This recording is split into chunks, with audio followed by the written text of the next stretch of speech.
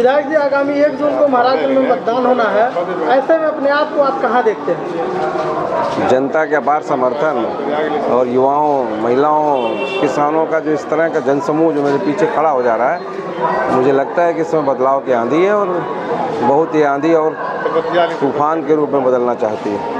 कल फरेंदा में सूबे के मुख्यमंत्री योगी आदित्यनाथ जी आए थे। उन्होंने कहा कि अगर इंडिया गठबंधन जीतती है तो वो आरक्षण छीन करके मुस्लिमों को देगी। ऐसे बयानों को आप कैसे देखते हैं? देखिए भाई, वो सूबे के मुख्यमंत्री हैं, उनका सम्मान है, वो जो चाहें वो कहें, लेकिन ये संविधान में आप जानते भी होंगे, पढ़े लिखे लोग हैं, संविधान में कहीं ऐसी व्यवस्था है कि आरक्षण छीन के दूसरे को दे दिया जाए? आरक्षण तो यहाँ पिछड़ी वर्गों के लिए है, आरक्षण यहाँ 10% सामान्य वर्ग के लिए है, आरक्षण यहाँ 22% दलितों के लिए है, तो किसका आरक्षण छीनने की बात कर रहे हैं भाई? अगर वो कर रहे हैं तो उनकी अपनी सोच है। यहाँ आरक्षण तो जातिगत आधार पे है और जातियों को आरक्षण दिए जाते हैं, किसी संप्रदाय के आधार पर आरक्षण नहीं होता है। महाराजगंज में राहुल गांधी जी और अखिलेश यादव जी का आगमन होना है, ऐसे में आपको कितना फायदा होगा?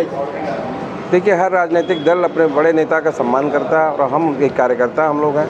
हम लोग अपने नेता के सम्मान के लिए उनका एक यहाँ पे उनका आशीर्वाद देने के लिए लोग आ रहे हैं, तो निश्चित रूप से बड़े का आशीर्वाद लगता है, वो इसका फ़ायदा होगा। भाजपा का कहना है कि शहजादे की जितनी उम्र है उतनी सीट भी नहीं निकाल पाएगी कांग्रेस, क्या करेंगे? ये तो हम 4 तारीख के बाद आपसे मिलेंगे तो बात करेंगे कि शहजादे की उम्र क्या है और हमारे जो राजा साहब हैं उनकी उम्र क्या है। पूर्व सांसद अखिलेश सिंह का कहना है कि आप योगी आदित्यनाथ के प्रत्याशी हैं। अब ये वो जानते होंगे, उनसे सवाल करिए। देखिए, ये सवाल उनसे करिएगा, मुझे इस पे मत कुछ बोलने के लिए मजबूर करिए, वो उनका सवाल है, उनसे बताइएगा। महाराजगंज में वीरेंद्र चौधरी अगर सांसद बनते हैं तो पहला काम कौन सा करेंगे? महाराजगंज को अति पिछड़े जिले की सूची से बाहर करके विकसित जिले की सूची में ले आएंगे, ये पहला काम करेंगे और महाराजगंज का नाम इस देश में करेंगे जो नाम समाप्त कर दिया 30 साल से सांसद नहीं। 30 सालों में भारतीय जनता पार्टी के सांसद के द्वारा महाराजगंज में आपके नज़रिए से कितना विकास हुआ है? आप चले जाओ बाहर, यहाँ से बाहर निकल के जाओ, आप बता दो मैं महाराजगंज का रहने वाला हूँ, तो आदमी कहता है कौन सा महाराजगंज, बिहार वाला? तो आप क्या जानते हो? महाराजगंज का बिहार जो है, बिहार का महाराजगंज, वो भी हमसे ज़्यादा जान रहे हैं। मजबूर होकर आप कहते हो मैं गोरखपुर का रहने वाला हूँ।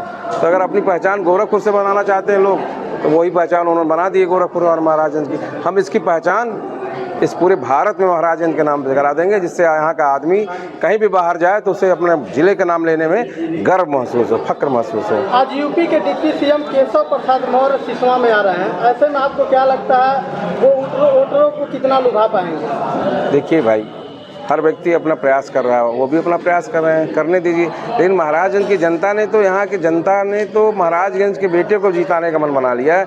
अब उसमें कौन कौन आके शामिल होने जा रहे हैं, कौन किसके लिए आ रहे हैं, इस पर मेरा कोई सवाल नहीं है। महाराजगंज की जनता ने ये मन बना लिया है कि इस बार महाराजगंज का ही व्यक्ति बेटा जीतेगा, बाहर वालों से इस बार छुट्टी लेना है। विधायक जी, महाराजगंज की प्रमुख समस्याएं क्या है? एक हो तो बताऊं, बेरोजगारी, महंगाई, रेल समस्या। जो मुख्यालय आज बता दीजिए, उत्तर प्रदेश के 75 जिला मुख्यालय हैं, आपको जानकारी है ना कितने जिला मुख्यालय रेलवे से नहीं जुड़े हैं? उसमें पहला नाम अगर आएगा तो महाराजगंज का आएगा। तो रेल से नहीं जुड़ा कोई भी केंद्रीय विद्यालय आज तक नहीं खुला 30 सालों में। बताइए, पढ़ने लिखने की सुविधाओं से महरूम हो गया महाराजगंज। शिवमल सक्सेना के ज़माने के कॉलेज अगर छोड़ दिए जाए तो 30 साल से बताइए सांसद जी ने कौन सा शिक्षा के क्षेत्र में विकास किया है? कितनी यूनिवर्सिटी खुलवाई, कितने विद्यालय खुलवाए? और तो छोड़ दीजिए, वो वित्त राज्य मंत्री थे, वो उनसे ये पूछ लीजिएगा कि उन्होंने कितने बैंक के नए ब्रांच खुलवाए हैं 10 सालों में। एक भी ब्रांच खुला क्या? वित्त राज्य मंत्री थे, चाहते तो तमाम बैंकों के ब्रांच गांव में बनवा देते, इससे लोगों को सुविधा लगती। एक भी ब्रांच खुलवाएं क्या वो? महाराजगंज में भी आप कह रहे हैं कि मुख्य समस्या रोजगार का है। अगर आप सांसद होते हैं तो ऐसे में रोजगार का अवसर आप कैसे दिलाएंगे? देखिए, कृषि प्रधान जिला है, 90% लोग खेती बाड़ी से जुड़े हुए हैं और आप जानते होंगे कि इसे महाराजगंज को मिनी पंजाब कहा जाता है। अगर यहाँ पे खेती से संबंधित उद्योग लगा दिए जाएँ तो तमाम युवाओं को रोज़गार मिलेगा और किसानों को उनकी उपज का उचित मूल्य मिल जाएगा।